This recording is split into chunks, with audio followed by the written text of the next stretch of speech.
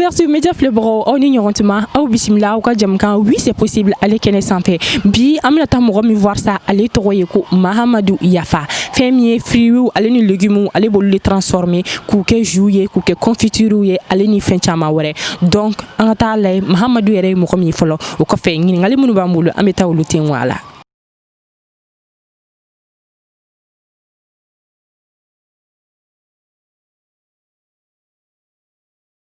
4e arrondissement kɔfɛ Joy barakɛyɔrɔ belebelebe ye nin nɔ a bɛ fɔ min ma ko agro business komi n'a fɔ a tɔgɔ yɛrɛ b'a fɔ cogoya mun na baarayɔrɔ in ka baara ɲɛsinen don an ka yiriden kɛnɛw a n'a jalenw bayɛlɛmali ma i n'a fɔ mangoro lemuru zira dabileni a ka ja fɛn wɛrɛ caman maa min ye nin ko in bɛɛ lajɛlen sigi sen kan sa ale yɛrɛ tɔgɔ Mahamadou Yafa an b'aw kunnafoniya k'a fɔ ko Mahamadou ye transit kalan de kɛ nka a kɔrɔbayara u ka du kɔnɔna la ka sɔrɔ a ka cɛkɔrɔba de ka baara kun ye k'an ka yiridenw bila ka taa jamana kɔ kan kɛrɛnkɛrɛnnenya la mangoro o hukumu de kɔnɔna la Mahamadou ye caman dɔn yiridenko la a y'i to de kɔnɔna la sa ka baarayɔrɔ dayɛlɛ a yɛrɛ ye a bɛ fɔ min ma ko agro business Mali Mahamadou kɔni ye cɛcɛ sirilenba ye sabula a ye Mali tɔgɔ se yɔrɔ caman na n'a ka baarakɛtaw ye wa a ye maa caman bɔ baarantanya na. Mahamadou, bonjour. Bonjour. Quelle basiti là? Bah, je fais été. Bien, en série fait un pays. Voilà ça la question d'Amadon Temouila et Baraketa là. Voilà.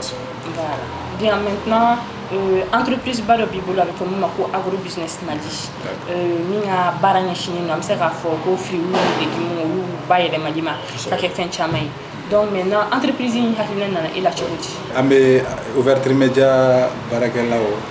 Ma bela jelen fo o ya ka baro bla kana ni chila. Jara ne kojugu an b'aw fo ani lajɛbaw an b'aw bɛɛ lajɛlen fo k'aw bɛɛ waleɲuman dɔn agro business in hakilina nana cogo min na komi n ye baara daminɛ ni n ka cɛkɔrɔba ye n y'a fɔ kuma daminɛ la n tun ye directeur commercial ye mais i ka cɛkɔrɔba ye baara jumɛn kɛ voilà olu tun ka baara ye ka mangoro kɛnɛ u b'o de ta ka taa Europe France Allemagne Espagne partout dans le monde a taa n'a ye diɲɛ yɔrɔ bɛɛ la mais o ye mangoro kɛnɛ dɔrɔn de u b'a ta ka taa n'a ye k'a kɛ carton kɔnɔ k'a bila ka taa Europe ne ye san 10 ɲɔgɔn k'o la entreprise la moi ne tun y'a chef personnel ni directeur commercial ye mɔgɔ 300 de bɛ baara kɛ o entreprise in kɔnɔ donc ne yɛrɛ tun ye idée ta n ko est ce que ne yɛrɛ tɛ taga Europe comme jeune bɛɛ bɛ rêver ka taa baara kɛ cogo min na pour que i ka na ni sɔrɔda ye donc n ka cɛkɔrɔba ko n ma ko non n ka to a kɛrɛfɛ k'a dɛmɛ baara in na donc n tora yen nɔ ka san 1 san 2 kɛ comme campagne ye wagati ko de kalo 3 fo ka taa se kalo 4 ma mangoro ko donc ni kalo 4 banna baarakɛla minnu tun bɛ mɔgɔ 300 minnu tun bɛ olu de tora k'an wele a patron mangoro banna sisan nɔ an bɛ mun de kɛ donc tiɲɛ yɛrɛ la a ye ne dogo ne y'a ye mɔgɔ 300 bɛɛ bɛ k'i wele diɲɛ don o don an tɛ foyi la san patron a ɲ'a ma i ka baara dɔ ɲini ka d'a ma donc ne tor'o de la n ko bon n ko pour que an yɛrɛ tɛ société yɛrɛ créer comme société dɔ ye entreprise familiale de ye u bɛ baara kɛ wagatinin kunkurunin kɔnɔ n ko bon n ko pour que ne yɛrɛ tɛ entreprise dɔ créer pour que ka mangoro dɔrɔn tɛ dɛ an bɛ yiriden bɛɛ lajɛlen an bɛ se ka bɛɛ layɛlɛma cogo min na k'a kɛ jus ye k'a kɛ sirop ye k'a kɛ confiture ye ani denmisɛnninw ta donc idée in nana ka bɔ entreprise la ani baarakɛlaw yɛrɛ bɛ ka n weleli mun kɛ n yɛrɛ ye n sigi n bɛ se ka dɛmɛ jumɛn ta ka lase n balima dɔgɔninw ni n balimamusow ma société agro business a idée nana ten tɔ de donc an ka sɔrɔ ka papier ɲini ka société agro business créer n bɛ patron fo k'a barikada n'o ye Yafa Mamadu ye ale min kɛra jeune ye ka tila ka jeune jɛkulu wɛrɛ fara ɲɔgɔn kan k'o ka entreprise dɔ créer min ye entrepreneuriat baara ye c'est à dire jus bayɛlɛmayɛli fruits minnu b'an bolo komi mangoro ni zira ni a fɛn ɲɔgɔnna caman k'olu yɛlɛma ka kɛ jus ye min bɛ sɔrɔ anw yɛrɛ fɛ yan an ka tila ka dilan anw fɛ yan ne kɔni fɛ o ɲɔgɔn tɛ yen a bɛ kɛ sababu ye fana k'an jeunes dɔw bɔ chômage la min ye anw dɔw ye kalan kɛ mais jigiya wɛrɛ t'anw na taayɔrɔ t'anw na a tilala k'an wele ka fara ɲɔgɔn kan a ye formation kɛ pour que aw ka se ka baara dɔ kɛ Mali ye fana ka tila ka baara dɔ kɛ aw yɛrɛ ye n'a ye connaissance sɔrɔ a b'an permettre ka se ka mɔgɔ wɛrɛw former a la minnu bɛ se ka bɔ fana chômage la ale min y'anw former bi n b'a fɔ alhamdulilayi tiɲɛ yɛrɛ la an b'a fɔ ka barata et puis entrepreneuriat ma nɔgɔ n'i y'a jate minɛ n'i ko entrepreneur ko courage i bɛ courage ta chaque jour et nuit ka baara kɛ ka mɔgɔw la sensibiliser dɔw bɛ yen olu ka ko ma nɔgɔ mais i b'a bɛɛ faamuya k'aw la sensibiliser pour que ka baara kɛ n'o ye bon vraiment an b'a fɔ a ni ce a ka tila ka courage ta tuguni ni ala sɔnna hɛrɛ bɛ kɔfɛ. Comme n'a fait kuma daminɛ na i y'a fɔ i ka cɛkɔrɔba tun bɛ a ka mangoro de ta k'a labɛn k'a bila ka taa kɔ kan. Maintenant e yɛrɛ ka entreprise la sisan nɔ i bɛ fɛn minnu dilan yen nɔ sisan nɔ est ce que u bɛ to Mali dɔrɔn de kɔnɔ ou bien o fana bɛ bɔ? Ok. Sisan non komi an ye entreprise in daminɛ 2017 n'a y'a san 3 ɲɔgɔn ye an ka projet la san yɛrɛ de an ka hakilina ye k'a bila ka taa Europe mais ɲina an bɛ Mali ani Mali ko région kɔnɔnaw ani sous région déjà ani partenaire dɔw kumana nin kalo in yɛrɛ la ale ko le 20 an k'an jija n'an bɛ se ka conteneur kelen mangoro jus ale b'o de fɛ ani dabileni donc on peut dire que c'est déjà un acquis an bɛnna prix kan an bɛnna fɛn bɛɛ kan donc an bɛ ka an ka machine tɔw de kɔnɔ pour que an ka se ka baara daminɛ olu mago bɛ 20 tonnes conteneur 20 pieds pour que o fa mangoro jus ani dabileni na ka bila ka taa Côte d'Ivoire an ye commande sɔrɔ Côte d'Ivoire cogo min ani dɔ fana bɛ kuma la Sénégalais yen ten donc an ka laɲini kɔni ye san 3 ɲinan kɔ an ka bila ka taa diɲɛ fan bɛɛ exactement. D'accord. An ye constat dɔ kɛ k'a ye k'a fɔ comme n'a fɔ boisson minnu n'an bɛ to k'a ye fɛn kɔnɔna la butigiw kɔnɔna na 40 n'u bɛ datugu ainsi de suite ka taa mais nin ye produit ye mangoro de don i bɛ taa sɔrɔ zɛngɛnɛ wa ani fɛn caman b'a kɔnɔna na an fɛ yan nɔ olu ye an bɛ se k'a fɔ an n'a sɔrɔ fu tɛ kɔni an b'a sɔrɔ nɔgɔya la kosɛbɛ. Maintenant pourquoi an tɛ e ka fɛn ninnu ye butigi kɔnɔnaw la comme n'a fɔ tɔ ninnu a prix de ka gɛlɛn wa ou bien a bɛ cogo di? Bon an ye prix tun ka gɛlɛn parce que an tun b'a kɛ bouteille de kɔnɔ ɲinan yɛrɛ de a tɛ tɛmɛ kalo 2 kan an ye plastique ta daminɛ parce que bouteille la o ye jus naturel de produit chimique kelen a tɛ k'a la mangoro bɛ fɛn cogo min na i b'a ji bɔ ten ka ji ni sukaro k'a la a banna a gɛrɛgɛrɛ de bɛ k'a la a baara ka gɛlɛn et puis bouteille min bɛ k'a la Mali la bouteille tɛ usine t'an bolo k'an bɛ bitɔl dilan yan donc an b'o bɛɛ importer donc an tun bɛ ji bouteille in feere 100. Bon ani alimentation ni faama caman bɔra la comme olu bɛ jus naturel fɛ olu dama dɔw de b'an wele kɛrɛfɛ a na paquet 10 di yan paquet 20 di yan mais an yɛrɛ y'an sigi nin kalo 3 in de kɔnɔ ka jateminɛ kɛ an bɛ se ka jigin cogo di pour que bitigitigiw bɛɛ lajɛlen ka se maliyɛn bɛɛ ta ka se ni ala sɔnna ma donc o de kama an jiginna k'a kɛ plastique la o produit kura de don an m'a labɔ fɔlɔ yɛrɛ mɔgɔ damadɔni de commandiw kɛ an kan ka lancement kɛ semaine prochaine ni ala sɔnna ka a jɛnsɛn fan bɛɛ sinon an tun ka base yɛrɛ naturel bouteille la mais commandiw cayara an donna plastique la n bɛ point kelen fana f'i ɲɛna maliyɛnw k'o faamu comme n y'a ɲɛfɔ cogo min na entreprise in nana parce que gɛlɛya dɔ de bɛ yen n'i bɛ entreprise fɛn fɛn créer i bɛ gɛlɛya dɔ de bɛ yen i b'a fɔ i b'o gɛlɛya wuli idée in nana cogo di moi j'ai constaté quand j'étais n tun bɛ cɛkɔrɔba ka entreprise la Mali bɛ tɔni 200,000 Mali b'o de produit c'est à dire Sénégalais b'o de produit san o san tɔni 200,000 c'est à dire mangoro dɔrɔn na fɔlɔ o tɔni 200,000 la mangoro min bɛ ci ka taa tubabu jamana kan an bɛ mun exporter o cayalenba o ye tɔni 80,000 est-ce que i y'a faamu alors que tɔni 200,000 de bɛ produit Sénégalais bɛ mun bɔ san kɔnɔ mais tɔni 80,000 o dɔrɔn de bɛ ci ka taa extérieur la donc tɔni 120,000 o bɛɛ de bɛ tu pourri yan nɔ maliyɛn mana caya cogo cogo an tɛ se ka tɔni 20,000 dun kalo 3 kɔnɔ donc an ka kɛ tɔni 20,000 yɛrɛ ka dun kalo 3 kɔnɔ donc tɔni 100,000 o bɛɛ de bɛ fili la bon nous an yɛrɛ y'an sigi ka na an ko nin tiɲɛniba de parce que a bɛ se ka nafaba ɲɛ exactement non seulement parce que an ka san o san ma baara la an ni producteurs bɛ contrat signer an bɛ contrat signer k'a f'u ɲɛna k'an b'u ka mangoro bɛɛ ta mais mangoro bɛ se niveau dɔ la an tɛ se k'o ta tun parce que mangoro in bɛ taa tubabu jamana de kan an tɛ se k'a labɔ donc n'a dun fana taara yen nɔ ni y'a ye mangoro den kelen ni tumu yɛrɛ la u bɛ conteneur bɛɛ de minɛ k'a bɛɛ jeni i y'a ye donc conteneur kelen dun bɛ t'i jɔ fo 10,000 20,000 n'a fɔra k'o bɛɛ jeni o ye tiɲɛni ye bon donc nous an réfléchira an ko an bɛ se ka mun de kɛ pour que an ka producteurs fana dɛmɛ donc o de nana ni transformation ye ka se ka non seulement an ka se ka baara di an tɔɲɔgɔn jeunes ma an bɛ se ka participer jamana fana ka ɲɛtaga la n'o ye ka impôt ni taxes ni fɛnw sara an ka laɲini ye fɛn bɛɛ an bɛ zɛgɛnɛ kɛ parce que mun nafa ka bon fana an ka jeunes ninnu a bɛɛ ye naturel de ye a bɛɛ dilannen don an yɛrɛ de fɛ an yɛrɛ ka yiridenw don a bɛ mɔgɔw kɛnɛya problème mun bɛ yen an filɛ ka mangoro ko min fɔ an b'a bila ka taa tubabuw fɛ k'a feere u ma peut-être 50 mais olu b'a k'u ka emballage kɔnɔ dɔrɔn ka n'a feere an ma 200 et puis mɔgɔw bɛ girin a kan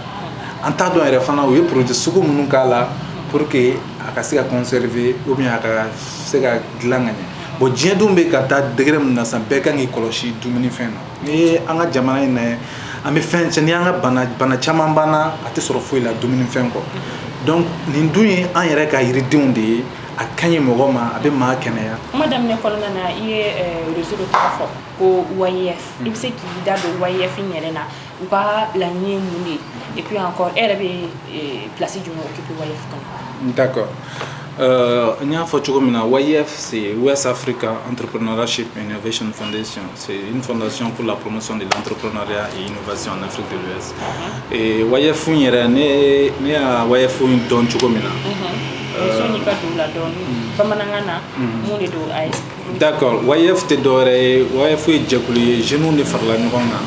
k'u bolo di ɲɔgɔn ma minnu ye entrepreneurs ye c'est-à-dire n'an b'a fɔ o ma ko kɛnyɛrɛye baarakɛlaw o ni mɔgɔ minnu bɛ ko kuraw kɛ n'an b'a fɔ o ma ko innovation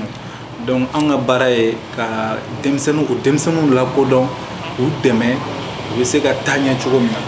donc YF définition a n'a an objectif ye a bɛɛ kun ye o kelen dɔrɔn de YF a créé san 2010 an ye YF créé ka da ko mun kan a sɔrɔla en 2015 an taara global leadership États-Unis avec o y'a sɔrɔ Barack Obama bɛ pouvoir la donc a bɛ jamana bɛɛ jeune leader 3 fo ka taa se 7 ma a b'olu ta k'olu reçoit n'u bɛ baro kɛ a n'u bɛ discuter donc yali la an taalen a la an ye jateminɛ kɛ k'a ye bɛɛ b'a la ko l'avenir c'est l'Afrique an bɔra yen nɔ an nana global leadership la France ala ye n dɛmɛ fana Mali la ne taara Mali représenter yen nɔ dɔ bɛ yen nɔ ko John Yang ale tun ye Obama ka président des jeunes démocrates des États-Unis donc ale ye réseau dɔ sigi ko Give One Project donc o global leadership fana la France yen nɔ an taara yen nɔ leader bɛɛ tun bɛ yen jamana président diɲɛ président camanba tun bɛ yen donc yen fana an tora conférence la diɲɛ bɛɛ b'a la ko avenir ye Afrique de an bɔra yen nɔ an nana Maroc fana global leadership kɛra yen fana c'est là-bas an y'an sigi ka miiri diɲɛ bɛɛ bɛ k'a fɔ ko l'avenir est Afrique mais nous-mêmes anw minnu ye africains ye an bɛ se ka mun kɛ pour que ka Afrique dɛmɛ donc YF idée nana ten tɔ de parce que y avait investisseurs bɛ yen nɔ c'est-à-dire États-Unis wari caman b'u kun u b'a fɛ ka mɔgɔw dɛmɛ ou bien u b'a fɛ ka u ka farafinw dɛmɛ ou bien ka jeunes dɛmɛ mais u sirannen don surtout États-Unis i b'a sɔrɔ wari b'i kun mais i bɛ siran dɔ b'i tɛmɛtɔ u bɛ taa marifa ci la u t'a dɔn u bɛ mun kɛ donc wari bɛ mɔgɔ caman bolo u degunnen don donc u b'a fɛ ka na Afrique donc u bɛ na cogo di il faut que réseau fort de ka sɔrɔ yen mun bɛ se k'u bisimila ka dayɛlɛ u ye k'u dɛmɛ k'u ni jeunes bila en contact donc an ko an ye YF bila en contact an ni o investisseurs 2017 an ye YF bɛ Afrique de l'Ouest jamana bɛɛ kɔnɔ Mali Sénégal Burkina Côte d'Ivoire Benin Burkina ta parce que idée bɔra yen nɔ yen président o de ye idée sɔrɔ o de ko k'an ka idée créer donc o kɛlen salon na se ni Burkina président a ye YF ɲini kan est ce que an bɛ se ka investisseurs parce que 2017 la an nana ni investisseurs 7 ye Burkina o investisseurs 7 la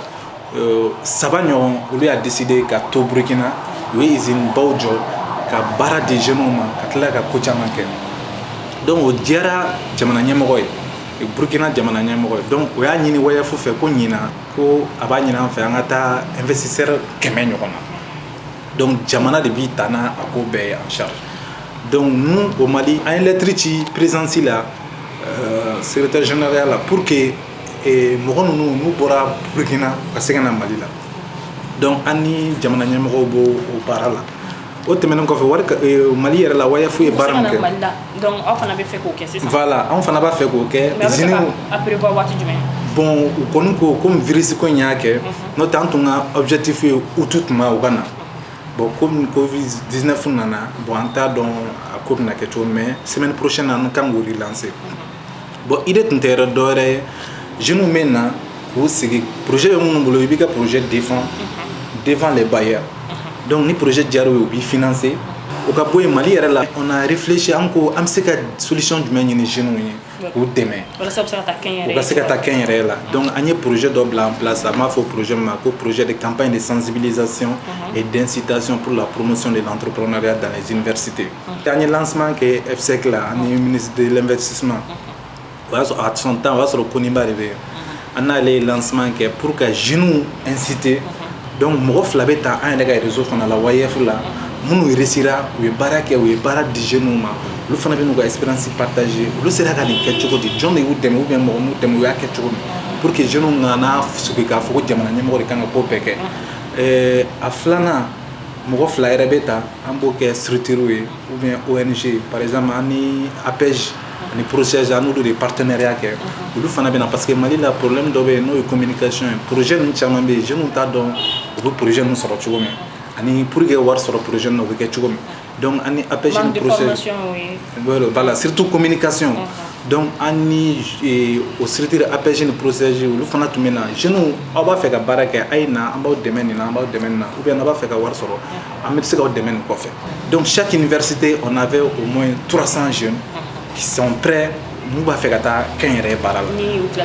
n'u tilala université la bon donc o campagne kɔfɛ an y'o kɛ université bɛɛ la Bamako Kulukoro région bɛɛ la Sikaso Fatou baara in daminɛ na sisan nɔ depuis i bɛ cɛkɔrɔba fɛ yen nɔ fo sisan nɔ bakuruba la i bɛ se ka gɛlɛya jumɛn fɔ an ɲɛna i ye mun rencontré bon entrepreneuriat kɔni ye gɛlɛya yɛrɛ de ni i ko entrepreneuriat dɔrɔn n'i ma gɛlɛya sɔrɔ ce qui veut dire que i bɛ baara mun na ye a bɛ se ka kɛ gɛlɛya mana fɔlɔ sinon entrepreneuriat yɛrɛ ye gɛlɛya de ye. N'i y'o fɔ denmisɛnninw bɛ siran. Ayi o ye diyagoya de ye parce que an bɛ ka État fana sensibiliser au niveau la. Tiɲɛ don an ka jeunes bila ka taa entrepreneuriat la mais an ka tiɲɛ fana f'u ye. Fɛn caman b'a kɔnɔna na quoi mais a bɛɛ bɛ dépend ni aw ni patron yɛrɛ bɛ ɲɔgɔn faamuya parce que n'aw ni patron tɛ ɲɔgɔn faamuya i b'a ye toujours kɛlɛ bɛ na aw ni ɲɔgɔn cɛ tiɲɛ yɛrɛ la a dusu fagalen don n'an ye fɛn o fɛn fɔ a ɲɛna a b'a faamuya n'aw ye et puis a ye fɛn bɛɛ bila an ka disposition na minnu ye matériel de travail ye an mako bɛ kɛ fɛn o fɛn la a b'a essayer k'a d'anw ma au temps aussi pour que an ka se ka baara kɛ an sago ma an b'a fɔ o yɔrɔ la kosɛbɛ kosɛbɛ par exemple ni fɛn matériel banna an b'a fɔ a ɲɛna yɔrɔ min na a b'a fɔ an ɲɛna vraiment a y'a kɛ cogoya bɛɛ pour que a ka na nin heure la a bɛ wari d'anw ma an bɛ taa san an ɲɛna heure la ka na kɛ tiɲɛni kana y'a la ni tiɲɛni fana kɛra a b'a fɔ vraiment a y'a kɛ cogoya bɛɛ an ka heure corriger an b'a essayer mɔgɔ minnu y'an former an bɛ gɛrɛ olu la donc ka conseil ɲini olu fɛ o bɛ problème corriger sanni a ka taga yɔrɔ jan vraiment n b'a tan don k'a fɔ ka barika da vraiment an b'a fɔ alhamdulilayi bi ka fisa an ma kosɛbɛ kosɛbɛ. Ne bɛna n yɛrɛ ka exemple kelen d'i ma chaque jour diɲɛ don o don ni ala y'a dan diɲɛ don o don ne bɛ wuli 5 heures pile diɲɛ don o don 5 heures pile ne bɛ taga. O tun tɛ taabolo kɔrɔ ye. O tɛ n taabolo kɔrɔ ye. Entrepreneuriat de y'o kɛ. D'accord. Donc an bɛ taga hali Bamakɔ la an bɛ jɛgɛ feere fo 10 heures. Ne ma dɔn i m'o fɔ an ɲɛna kuma daminɛ na dɛ. O fana b'a la. Ayi non. Donc an bɛ jɛgɛw feere donc 10 heures n dɔgɔnin dɔ bɛ yen ale bɛna relais ta et là ne bɛ sɔrɔ ka na yan usine na ka baara kɛ yan fo 16 heures 18 heures et puis n bɛ segin ka taa yen tugun fo 21 heures. Donc an bɛ sɔrɔ ka compter kɛ journée kɛra cogo min est ce que nafa sɔrɔla donc an b'o compter kɛ ne bɛ bɔ yen nɔ fo 22 heures. Donc ça veut dire que 5 heures fo 22 heures. 22 heures sunɔgɔ diɲɛ don o don sunɔgɔ t'a la vie tɛ yen foyi. Entrepreneuriat o de ye c'est un choix que tu fais. Donc il faut que jeunes go dɔn a ma nɔgɔn parce que mɔgɔ caman fana b'a ɲɛ voyage na a karisa taara France a taara États-Unis n fana b'a fɛ ka kɛ entrepreneur ye donc est ce que tu es prêt ka nin sacrifice ninnu kɛ. Donc f'i ka sɔn ninnu ma ka jɛ vie ba ninnu kɔ n m'a fɔ tuma bɛɛ i tɛ taa boîte ni fɛnw na mais i b'o nɔgɔya hali n'a kɛra siɲɛ kelen i bɛ se ka t'i munumunu mais i b'olu bɔ i ka vie la k'i ɲɛsin k'i organiser entrepreneuriat exactement entrepreneuriat yɛrɛ organisation de comme n y'a f'i ye cogo ni mɔgɔ min ma organiser i tɛ se ka kɛ entrepreneur ye parce que wari min bɛna d'i ma yɛrɛ n'a dir'i ma a bɛ tiɲɛ voilà bon o kɔfɛ an ye gɛlɛya caman sɔrɔ gɛlɛya caman ye jumɛn ye a fɔlɔ o ye fɔnko ye pour i ka baara in sɔrɔ a ma nɔgɔn n'i taara banque la u b'a fɔ i ka na ni garantie jeune i bɛ garantie bɔ mais i tilala ka bɔ école la donc an y'o gɛlɛya sɔrɔ donc f'i k'a daminɛ dɔɔni dɔɔni f'i k'a daminɛ dɔɔni dɔɔni ka courage de ta quoi voilà donc o tɛmɛnen kɔfɛ ka baara mais yɔrɔ dɔ fana bɛ yen mɔgɔ dɔ fana bɛ yen u b'a fɔ ko bon fɔn t'an bolo comme i bɔra ka fɔ cogoya min na sisan nɔ n'i taara banque la u bɛna fɔ n ka na ni garantie kosɛbɛ bon maintenant olu b'a kɛ cogo di sisan voilà an ka réseau yɛrɛ wayafu nakun y'o de ye an ka exemple dɔ bɛ yen nɔ jeune dɔ a tilala école la a ye formation kɛ sɛnɛko de kan dɔrɔmɛ tun t'a bolo a b'a fɛ k'a ka entreprise lancer mais a b'a lancer cogo di dɔrɔmɛ t'a bolo a ye boliboli kɛ a ma wari sɔrɔ a ye den mun sɔrɔ réseaux sociaux yɛrɛ ye wari de mais mɔgɔw t'a kalama a ye formation de lancer sur les réseaux sociaux a ye formation mun kɛ a b'a fɛ ka jeune 20 ta k'u former 400 dɔw ta ye a ye 400 lancer fɔlɔ donc a ye mɔgɔ 20 ou bien mɔgɔ 30 ɲɔgɔn sɔrɔ a y'u bila Facebook de kan a y'u bila Facebook kan k'a fɔ ni mɔgɔ min b'a fɛ k'a dɔn sɛnɛ bɛ kɛ cogo min na a kan ka kɛ laboureur kan ka kɛ cogo min na culture kan ka taille kan ka kɛ cogo min na n bɛna aw former a la 400 k'a daminɛ midi la ka se 17 heures ma mɔgɔ 20 y'u lancer a ye 400 minɛ olu la o 400 kɔfɛ a y'a fɔ olu ɲɛna formation bannen bon komi aw ye mɔgɔ kuraw de ne y'aw former mais secret yɛrɛ bɛ yen nɔ n'aw b'a fɛ k'a dɔn yɛrɛ aw bɛ n ta une semaine n bɛna aw dɛmɛ k'aw former bon mɔgɔ 20 na mɔgɔ 10 fo ka se non mɔgɔ 30 de tun don mɔgɔ 20 ɲɔgɔn olu sɔnna a ka t'u accompagner donc 2000 o jateminɛ o bɛna joli de donc a obligera k'a ka activité lancer ni o wariw de a tora k'u mɔgɔw former ten formation de la réseaux sociaux sanfɛ exactement a y'a ka fond sɔrɔ donc o kɔrɔ ko esprit de créativité i sigi ka miiri o fana bɛ fɛn in na kosɛbɛ o yɛrɛ de c'est à dire o yɛrɛ de ye entrepreneuriat ye sinon mɔgɔ caman b'a fɔ wari dira mɔgɔ caman bɛ wari minɛ mais a tɛ réussir o fana ye tiɲɛ mɔgɔ caman bɛ wari minɛ a tɛ surtout entreprise jeune yɛrɛ anw wayafu an bɛ mɔgɔw conseiller u kana taa juru ta k'a fɔ u bɛ entreprise lancer u k'a daminɛ ni fitinin u k'a daminɛ ni fitinin ye parce que anw fɛn fɛn y'a daminɛ i bɛ problème sɔrɔ a la tuma dɔw la i bɛ ne yɛrɛ ka nin yanni n ka jeune daminɛ n ye entreprise n ye location kalo n b'a sara mais kalo 3 ɲɔgɔn kɛra wari foyi tɛ n bolo mais n bɛ ka commencer ka juru ta ka tila ka yɔrɔ sara parce que n b'a dɔn jeune nafa b'a la i dara la n dara la n ye juruw ta ka baara k'a kan ne ye n ka jeune daminɛ 200 000 francs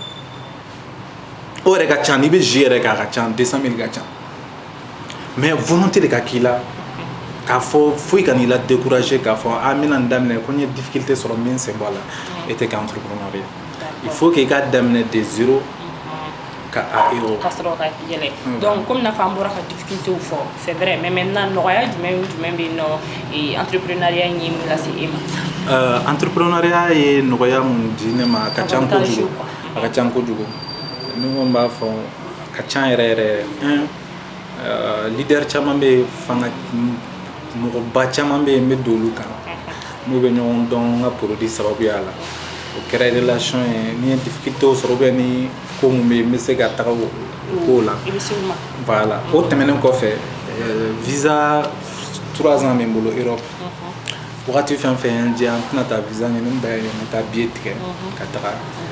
o ye gɛlɛya o ye nɔgɔya dɔw ye o tɛmɛnen kɔfɛ an ye réseau wayafɛn mun kɛ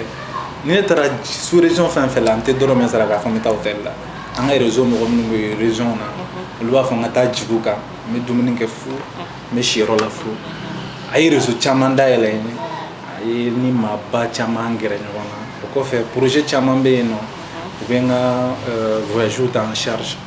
surtout France ni Allemagne surtout Allemagne san o san an ka partenaire dɔw bɛ olu b'an ka voyage ta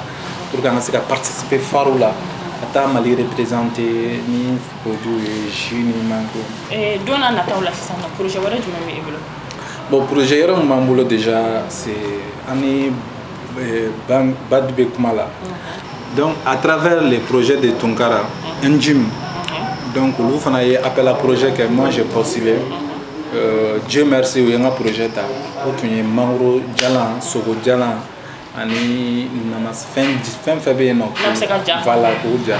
olu fana kan ka n dɛmɛ pour que an ka machine sɔrɔ an ka se ka fɛn o fana ye produit an ka produit kelen ninnu dɔrɔn de don mais k'u transformer cogoya wɛrɛw la voilà k'u ja exactement donc mɔgɔ caman bɛ par exemple mangoro filɛ an tɛ se k'a bɛɛ transformer yɔrɔnin kelen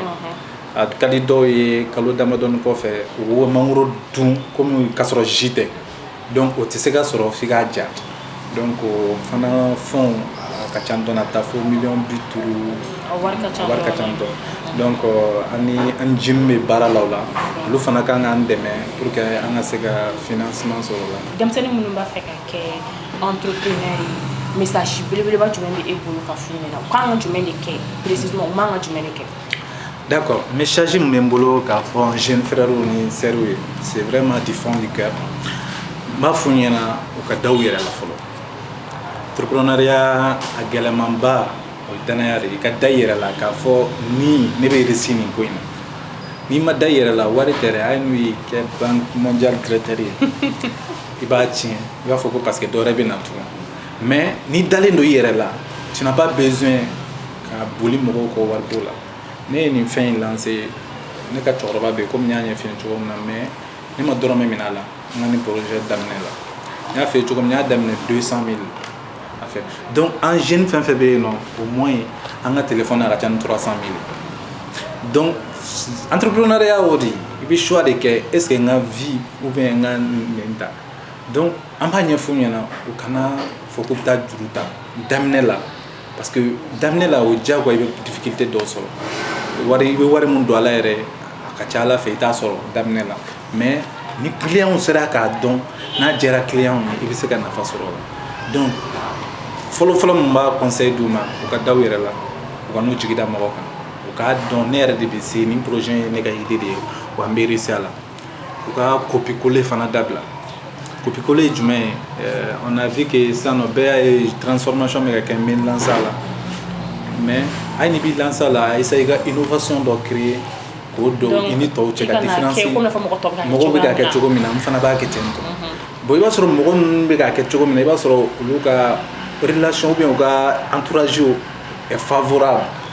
ka se ka nafa sɔrɔ a la mais ni o relation ni o fɛn t'e la donc i bɛ échec sɔrɔ a la